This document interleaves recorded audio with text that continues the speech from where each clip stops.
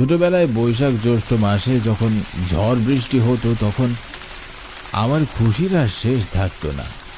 প্রচণ্ড ঝড় বৃষ্টির মাঝে যখন সবাই ছুটতো বাড়ির দিকে, তখন আমরা ছুটতাম আম গাছের দিকে। এরকমই একদিন রাতে ভীষণ ঝড় সৃষ্টি হয়েছিল। আমি ঘরের বাইরে পায়চারি করছিলাম আর অপেক্ষা করছিলাম কখন বৃষ্টি থামবে আর আমি বাইরে যেতে পারবো আম কুড়োতে। আম কুড়োনো আমার ভীষণ নেশা ছিল। একবার জানালা দিয়ে বাইরে দেখছিলাম, আবার বিছানায় বসে অপেক্ষা করছিলাম। সময় যেন কিছুতেই পার হচ্ছিল না।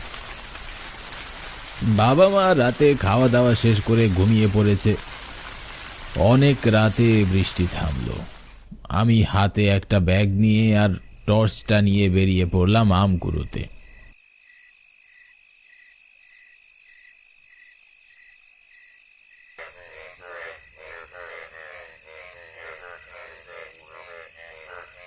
বৃষ্টি সবে থেমেছে, আকাশটা এখনো বেশ মেঘলা। সম্ভবত আবারও বৃষ্টি আসবে। চারদিক বেশ অন্ধকার। আশেপাশ থেকে কানে ছুটে আসছিল ঝিঝি পোকা আর ব্যাঙের আওয়াজ।